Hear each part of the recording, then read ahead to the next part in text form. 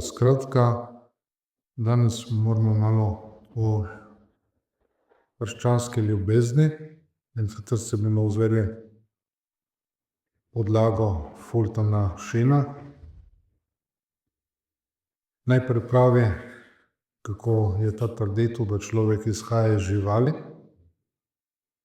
in zato mora ljubiti svoje bližnje iz nekega evolucionističnega temelja.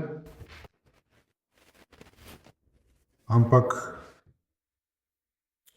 iz tega, pravi, ne more izhajati ljubezen, ker Darwinovi besede so naslednje: v boju za preživetje močnejši preživi, šibkejši pa umre. Torej iz tega ljubezen do bližnjega ne more izhajati, ker potem takem bližnji izgine. Mora biti premagan, je nek boj za obstanek, preživi močnejši, šibkejši seveda izgine, in tukaj je prišlo ven tudi vse drugo, se pravi, imamo Francisa Galtona in tako naprej, ki so potem v neki meri to uresničili v družbi, se pravi, Irci in tako naprej, vemo, kako se je to zgodilo, ko so jih pustili izstradati in tako naprej. Trdili so, in z tega je potem prišla ta evgenetika, da pač če je preveč rodnosti in tako naprej, da to vpliva na slabši standard, in to poznamo, verjetno. Seveda to ni res, to je vsekakor drugače, resnica. Moramo vedeti, če tukaj malo rečemo, da že na začetku nekako 20. stoletja se je rodnost razpolovila, in je bila 3 v Evropi, nekje. Prej je bila 6 otrok na plodno ženo, ker ne bomo rekli samo žensko, ker vemo, da razen izjemnih primerov pač so to bile žene. In tudi če so bili izredni primeri, se potem ponavadi poskrbelo, da so ratale žene. Tudi te stvari. Bi rekel en duhovnik, ki ga poznam, kadar je še bil red. Tako da te stvari. Kako pravi en od teh filozofov, ali kar bi že rekli 20. stoletja, da je bližnji pekel. Poznate to. Torej Sartre. Sartre pravi, bližnji je pekel. Ampak pekel smo videli, da je nekaj drugega, ne pa človek.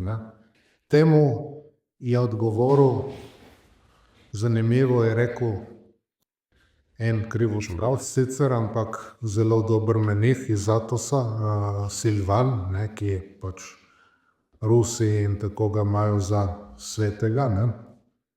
Zdaj, v tem primeru bi lahko rekli, da je živel tako meniško in sveto življenje, ampak pač krivoslavci so krivoslavci, ampak rekel je, tvoj bližnji je tvoje življenje. To je ta razlika. Bi lahko seveda navajali številne naše svetnike in tako, ki so tako rekli, ampak pač imam ta citat, ker sem nekaj take stvari poslušal. Seveda jaz vam ne priporočam, da vi poslušate, ker ste še slabotni, tudi jaz, ampak vendarle, duhovniki vseeno malo bolj smo v tem izvedeni, pa lahko tudi kaj takega poslušamo, ko potegnemo kaj dobrega ven. Vi pa raje te gotove stvari bolj. Se pravi, ta razlika. Bližnji, ki je pekel, in torej ga ne morem trpeti ob sebi, že to, tolerirati, trpeti ob sebi in tako. Nekaj je družbena toleranca, se pravi toleranca do drugih verstev, toleranca do grešnikov in tako naprej. Ne? Drugo je pa potem ljubezen. Ne? Se pravi, če tako rečemo, ne, tudi Fulton Sheen v tem svojem delu, z katerega sem te stvari potegnil, govori o Judih, o muslimanih in tako naprej. Na tej načelni ravni v družbi mi seveda toleriramo Jude in muslimane in neverne in tako naprej, ne? Kar bi se reklo pač pogane. Ne? Novopogani pravzaprav niso nič drugega, kot so bili stari, ne? Tako da se samo vrača zadeva. Tukaj je imel prav en znan slovenski duhovnik, ki je rekel, da je zmeraj samo vprašanje med pravo vero in med poganstvom. Ne? Tudi v zgodovini Svetega pisma, tukaj je pravilno povedal, ne?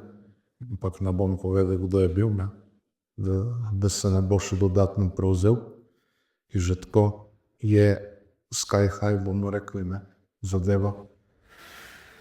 Huda, te stvari imamo tukaj. Ne?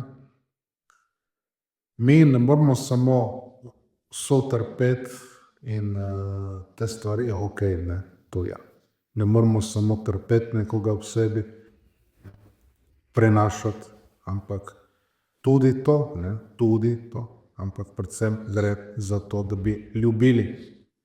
In ni naš tekmec bližnji, ne, ni ne bodi ga treba, ni nekdo, ki nam odžira, karkoli že naj bi bilo, ne, in zato potem ne bi smelo biti nekega temelja, neke ljubosumnosti. Pravi katekizem, bližnji je vsak človek, naj si bo prijatelj ali sovražnik. Ne? Ker pravi sovražnik, vemo, da še bolj kot hudič je greh. Ne? Ampak seveda hudič in njegovi pajdaši so, bomo rekli, proti osebe, ne? Kar če rečemo osebe, tudi oni so se nekako razosebili. Ne? Tako da oni so sovražniki, tako da imamo nekaj konkretnega, ampak v večjem smislu je greh tisti, ne? Ki je naš sovražnik.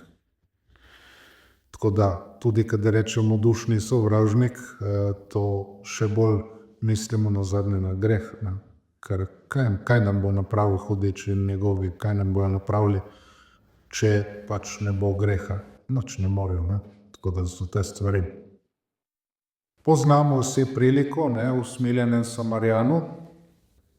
Pride nekdo, vpraša, in kdo je moj bližnji na koncu, ne, ko mu Jezus pove največjo zapoved, namreč, ne, da usporedi te dve zapovedi, ne, da sta nekako na isti ravni, ne, čeprav seveda prva je do Boga, druga je podobna, ne, ni enaka, je podobna, izhaja, ne, bližnji, ne, ta ljubezen do bližnjega. Kdo je moj bližnji?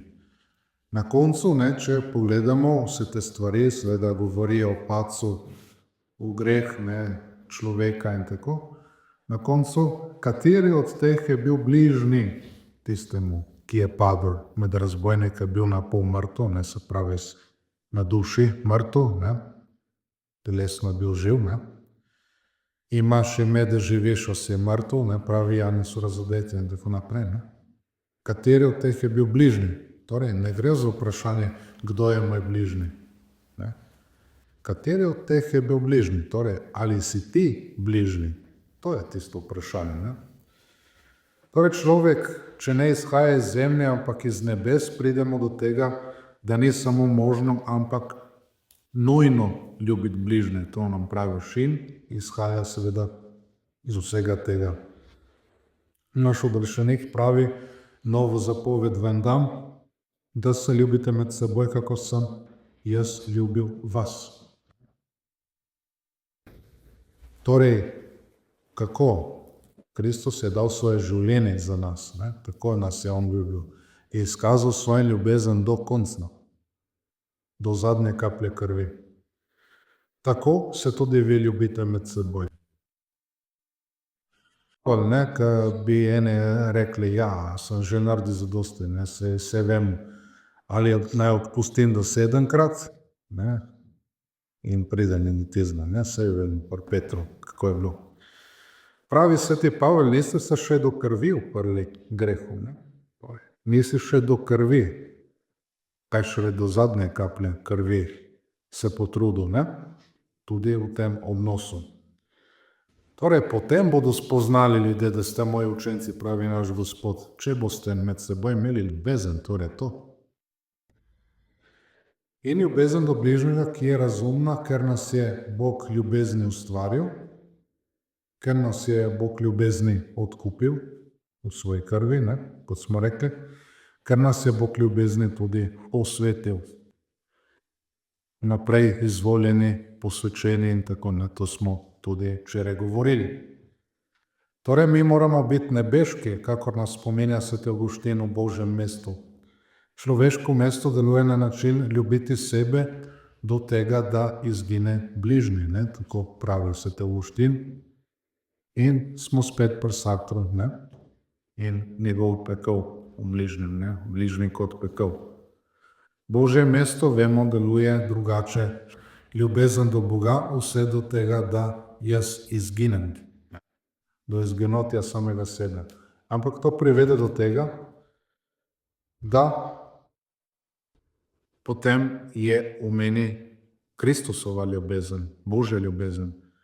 Namreč to, en pater Serafin Tonetti, to je en puščavnik v Italiji, ki živi vzhodni način meništva, ampak v katoliški cerkvi, ne, pač način, in tisto enkrat je prišel en škof k njim, ne, to pomeni precej spokorno življenje, molitveno življenje, premišljevalno življenje in tako naprej. In pogleda malo ta samostan in vpraša, ma kaj vi tukaj delate, ne? In reče ta pater Serafino, ekscelenca, mi tukaj nič ne delamo.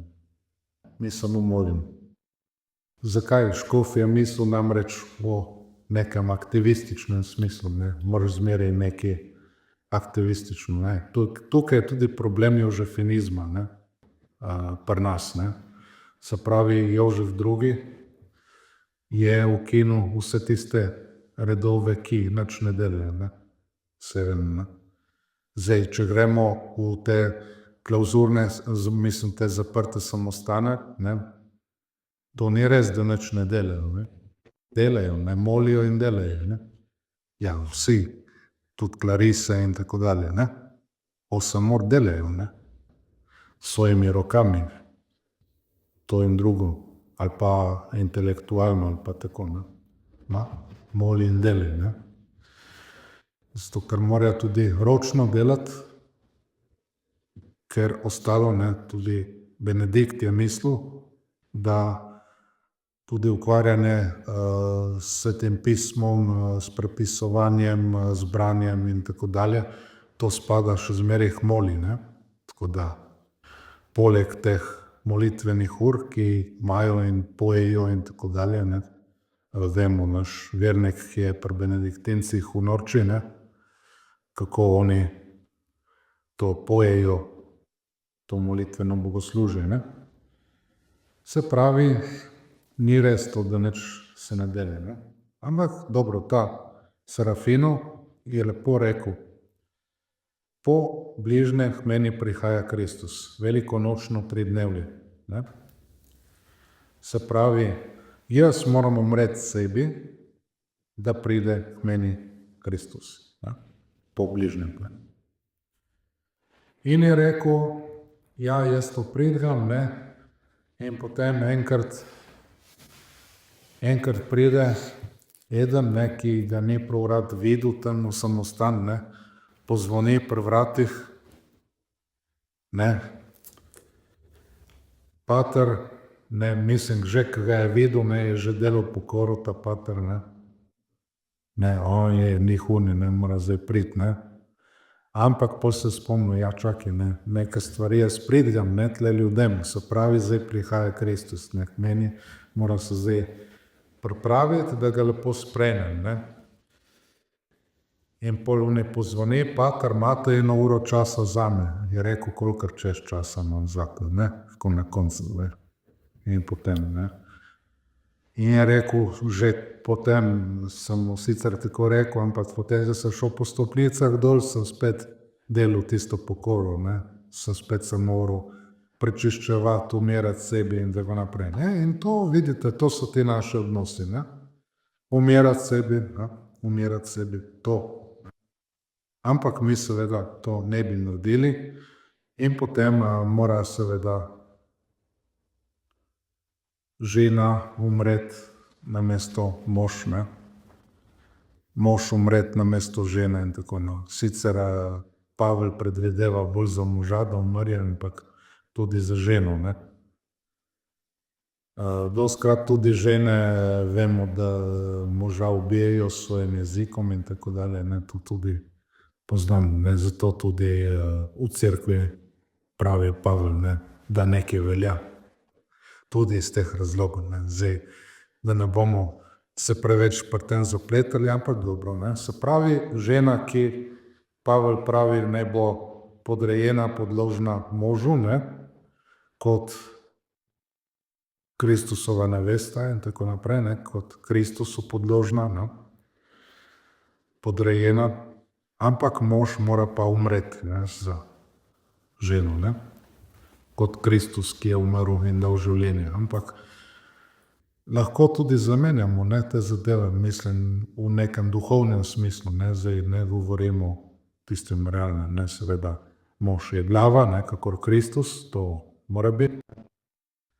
Ampak spet, ne, žena moramo paziti, da ni vrat, ne, torej, da se potem glava obrača, kam reče žena, sicer vemo na tisto, da so se odločili, kam iti na dopust, so se močno pogovorili in nazadnje so naredili, kot je žena rekla, ne, saj vemo tiste stvari, ne.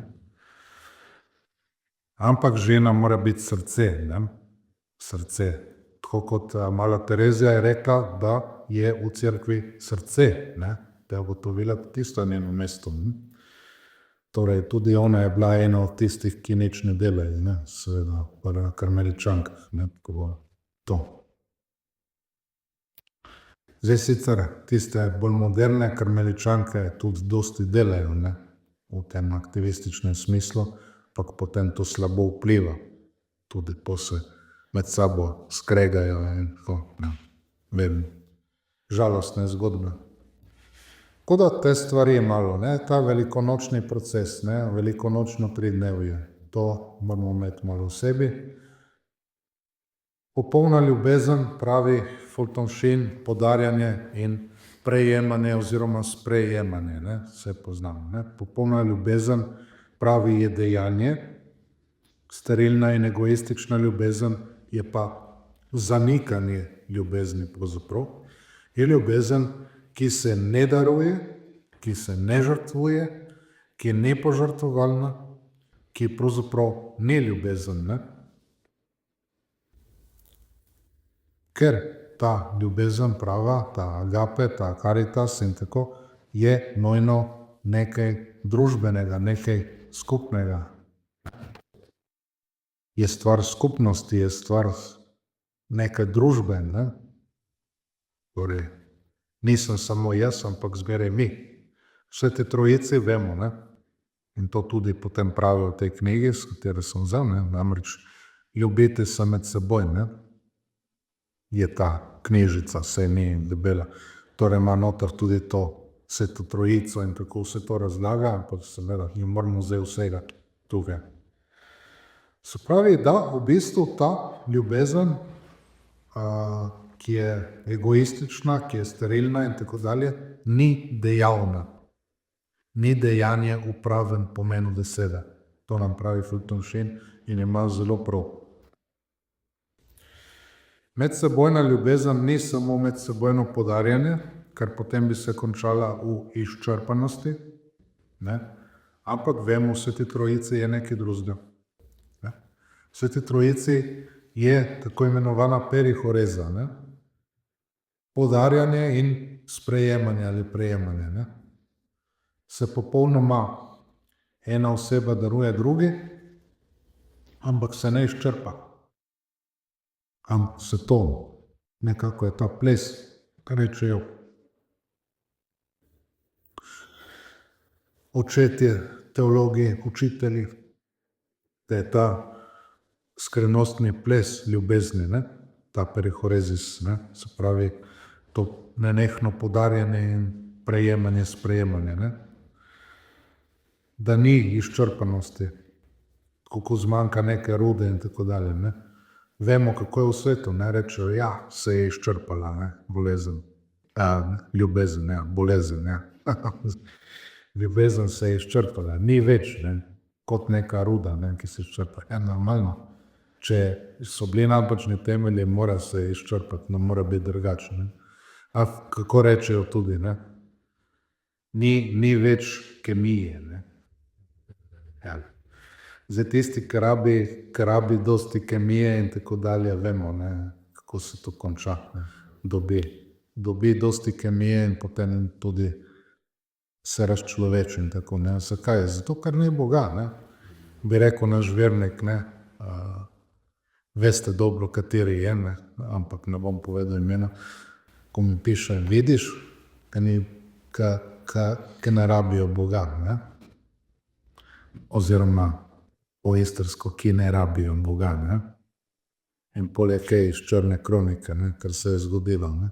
Vidiš, ki ne rabijo Boga, ne? Veste, ne, kdo je. Tako da so te stvari, ne? Torej ni kot neka ruda, ki se izčrpa, ampak je treba dati tudi zraven prejemanje, sprejemanje. Kristus se daruje in mi ga moramo prijeti oziroma sprejeti. Vemo, labete, atšipite, ne? Sprejmite, prejmite, sprejmite. Vzemite, ni vzemite, ne? Je prejmite ali sprejmite, ne? Atšipite. Ti prejmeš sveti zakon, ne? Je to. Daruješ, prejmeš, sprejmeš. Eden in drugi. Ena oseba, druga oseba. Ker to je podoba Svete Trojice. Družina je podoba Svete Trojice. Ne mora biti drugače, ne? In potem otrok, ki izhaja iz očeta in sina, oziroma iz očeta in matere, ne? In tudi iz te Svete Trojice, potem imamo Sveto družino, ne? Vidite, ne? Imamo Devico Marijo, ne? Tudi spet, ne? Vidite, zmeraj neka trinitaričnost in tako, ne? Kot se reče, v povezavi s Sveto Trojico, ne? Torej, smrt volje mora biti vključena tukaj, ne? Ko smo že o smrti govorili, zmeraj mora biti smrt volje. Najtežje je žrtvovati, darovati svojo voljo, tle je treba napraviti, ne, zadevo. Torej, jaz moram umreti, kot nas uči sveti Avguštin. Torej, ko premišljujemo o smrti, gre prvo za to voljo, ne. Tako. Potem pravi seveda Fultonšin, da je treba imeti disciplino, da je treba živeti neko vrlo življenje, vrline in tako zadeve, ne.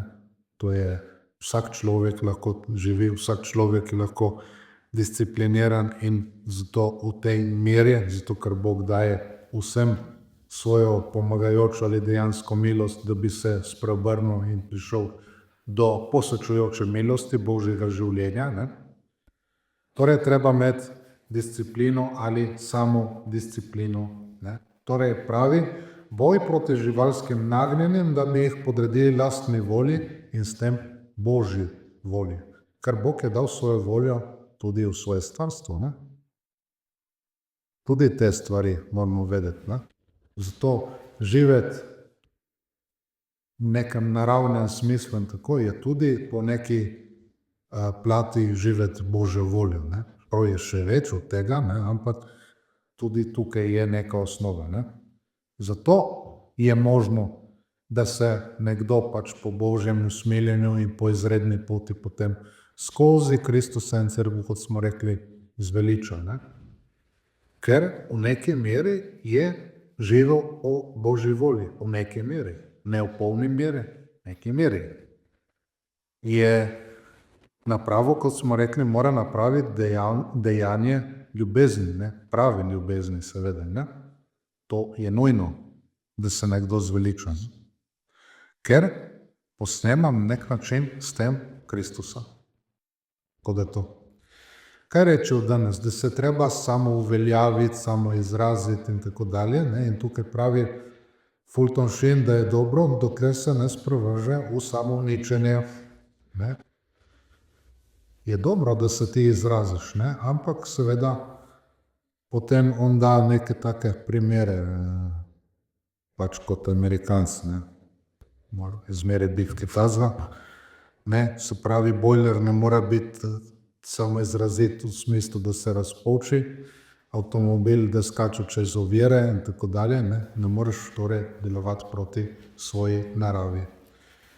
Torej človek ne more delovati proti temu, kar je najboljše in najvišje v njegovi lastni naravi, da bi se torej uprl Božji volji, ne? Razumu Boga, ki ga je pač dal v to naravo, kot smo rekli, ne? Torej tako, da ne bi bili samouničevalni, ne? Pravi, imamo telo in dušo in oba imata različne užitke, različno zadovoljstvo. Užitek telesa se bori proti užitkom duše. Vsak ima svoje področje delovanja in vsako področje, torej telo in duša, hočeta biti zadovoljena, ne? Ampak to lahko prinese napetost, živčnost, nesrečo, izčrpanost in tako dalje, ne? Nikjer ne more služiti, pravi Gospod, dvema gospodarjema. Kdor hoče rešiti svoje življenje oziroma v izvirniku svojo dušo, jo bo izgubil, ne? Torej je to mišljeno, to življenje, ne? Zaradi tega se lahko prevede tudi življenje. Kdor izgubi svoje življenje zaradi mene, ali dušo zaradi mene, ali v meni, ali tako, jo bo našel, ne? Torej pogoj, da smo pravi kristjani, je samo en, biti samodisciplinirani, torej živeti krepostno življenje, ne se truditi za to, delati na tem in vršiti, kar je. Ampak, ne, kot smo rekli, smrt volje, če hoče kdo iti za menoj, naj se odpove samemu sebi, smrt volje, vsak dan vzame svoj križ in hodi za menoj, ne? Se poznamo te stvari. Potem, če te oko pohujšuje, izderi, vrzi stran in tako naprej, ne? Če boste živeli po mesu, pravi sveti Pavel, boste umrli, če pa po duhu povzročite, da dela telesa umrejo in boste živeli, ne? Tisti, ki so od Jezusa Kristusa, so križali telo z njegovimi strastmi in željami ured, ne? Tako, ko pravi Pavel, ne? Pravi, če bomo poskrbeli za tako življenje, če bomo poskrbeli za dušno življenje, ne? Kot se temu reče, potem duhovno življenje namreč, ne? Ker ne more biti drugačno življenje kot duhovno življenje, potem bo seveda tudi telo imelo svoje užitke in zadovoljstvo, o tem bomo seveda tudi spregovorili pri sami sveti maši čez nekaj minut, trenutkov, ali kako je že tisto bilo, ne? Torej, navdih za vsako žrtvovanje je prava ljubezen, ni želja po posedovanju, kar bi bila sebičnost, ampak je želja, da bi se drugemu podarili. Pravi simbol ljubezni, kot jo razume svet, je krog, ki je nenehno zaposlen in izmišlja samo nase, ne? Simbol ljubezni, kot jo razume Kristus Gospod, je seveda križ z odprtimi rokami, da bi objel vse duše. Grešna ljubezen, kakor jo razume svet, nadaljuje Fulton, najde svoj zgled v Judu, ko je rekel Gospodu in sovražnikom, koliko mi date in vam ga izročim. Resnična ljubezen najde zgled v Kristusu Gospodu, ko je navatil skrbi za svoje učence, tovarišem izdajalca, ki ga je označil s poljubom, rekel, če torej mene iščite, pustite, da ti odidejo. Ne? Вземите мене, они не одидеju. Kaj je rekel Unij, ne, če se vrnemo k priliki usmiljenja Samarijanov? Jaz plačam. Ne? Jaz plačam, če bo treba še kaj. Jaz plačam. To je Kristus. Jaz plačam. Ne? Smo omenili Maksimiljana Kolbe ali pa še kakšna svetnika. Jaz plačam. Ne? Ne? Pusti naj ta odide, ne? Tisti Jacek. Se pravi, to. Ne? Ljubezen se daruje, se žrtvuje, dokler smo v telesu, da bi uresničili svoje zveličanje, ali zdaj imamo čas, ne? Dokler smo v telesu. Ljubezen v pokrščanskem pomenu beseda vedno sinonim, pravi Fulton Sheen, za žrtvovanje. Se naravno prava ljubezen žrtvuje, tako naravno, kot tako vidi in uho sliši. Zato včasih, ko govorimo o ljubezni, rečemo, da strelja puščice in orožje. Ženin, ki ljubi, svoje neveste ne želi dati prstana iz kositra ali bakra, ampak iz tega, kar je najboljše, zlata ali srebra. Prav zato, ker ti kovini, ker sta dražji, pomenita več žrtve. Tako nadaljuje, ne? Mati, ki preživljeno uči ob svojem bolnem otroku, tega ne imenuje breme, ampak to imenuje ljubezen. Ljubezen je razlog za vsako žrtvovanje. In zaključi ta del, kdor ljubi svoje popolno življenje v Kristusu, hoče umreti samemu sebi. To umiranje samemu sebi, to ukrotitev svojih udov, kot da bi bili kot številne divje zveri, to zapečatenje s križem se imenuje mrtvičenje. In potem govori o teh zadevah, ne? Torej še mrtvičenje in s tem bomo tudi zaključili. Ne? Se pravi, ti si lahko predstavljaš, pravi, zlato goro, ampak je ne moreš imeti, to je samo tvoja domišljija. Torej, domišljija zmeraj obljublja tisto, česar v tem življenju ti ne moreš dati. Zato ne smemo se muditi v domišljiji. Ne? Je lepo enkrat rekel eden, veš, je bilo fajn, veš, ker sem imel sanja po noči, zato ker v sanjah ti je vse dovoljeno. Ne? Se je zanimivo povedal, ampak pustimo, ne. S privolitvijo, torej vsak vulgaren nagon, pravi Fulton Sheen, in užitek vsakega čuta človek postane jesmen, ne, pravi, ne. Kot reče Američan, ne. Pa se razumemo te stvari, ne. Usmerjen, torej v samouničenju. To pomeni, da vsemu privoliš, ne. Da pravi sveti Pavel, da ni nujno zmeraj vse zveličavno, ne. Tudi kar je samo v bistvu dobro, ne, pač vemo, ne. Recimo, če vzamemo tisto, kar pravijo, kar se označuje toliko desetletij že zdaj, kot spolnost, ne, seveda, kot dar od Boga je dobra, ampak ni zmeraj zveličavna, ne. Treba videti, kako živeti to zadevo, ne. Dobro. Torej, pravi Fulton Sheen, naš značaj se oblikuje po naših odločitvah. Mrtvičenje je sredstvo za ljubezen do Boga in bližnjega in ni samo sebi namen. Mrtvičenje, ki bi bilo samo sebi namen, je seveda slabo, če pa prav usmerjeno, je pa dobro. Je ljubezen, je sredstvo za ljubezen do Boga in bližnjega, ne, tako. Božji darovi so v naši službi. Ko postane uporni služabniki ali naši gospodarji, jih moramo ukrotiti. To je le vprašanje spremembe. Ko se odpoveste pretiranemu pitju, pridobite mir v duši, zedinjenje z Bogom. Na ta način zamenjate eno stvar za drugo. To samo menijo Bogdana Žorža, ki je rekel, da ne moreš ti izkoreniniti neke razvade, slabe navade, ampak moraš na njeno mesto postaviti vrlino in se vaditi te vrline. Ne? In to je res, ne? Če ne delaš silo, ko pa prav delaš. Ne? Zato mrščimo oči, ko želimo izostriti svoj pogled.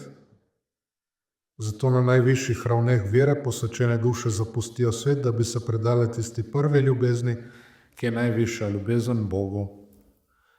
Zaradi discipline namreč čutila služijo razumu, razum služi veri, telo služi duši in človek služi Bogu. Tu je piramida, torej hierarhija. In kot bi rekel tisti isti prijatelj iz Istre, naš vernik, če ni hierarhije, je anarhija, ne? In tudi tle ima prav. Ne? Tako kot človek slabe navade ne pridobi v enem dnevu, je tudi ne odpravi v enem dnevu. Ne? Vidite, smo spet tam. Za odpravo dolgoletne zlorabe so potrebna leta. Gospod pravi, če hoče kdo iti za menoj, naj se vsak dan odpove samemu sebi. Že? Kot je zdravje odvisno od tega, kaj ješ, je tudi svetost odvisna od tega, kaj misliš.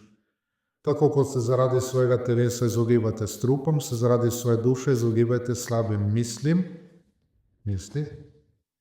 vrata do drugih grehov, ne pravijo crkveni očetje, slabim pogovorom, slabim knjigam, revijam, filmom in družbi, se pravi grešnim priložnostim.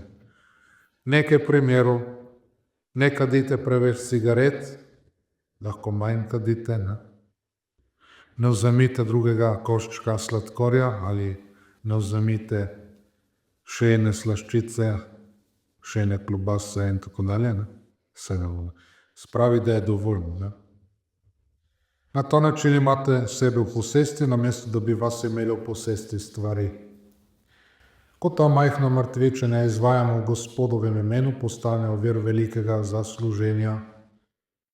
Nekaj simptomov, da ste blizu Bogu.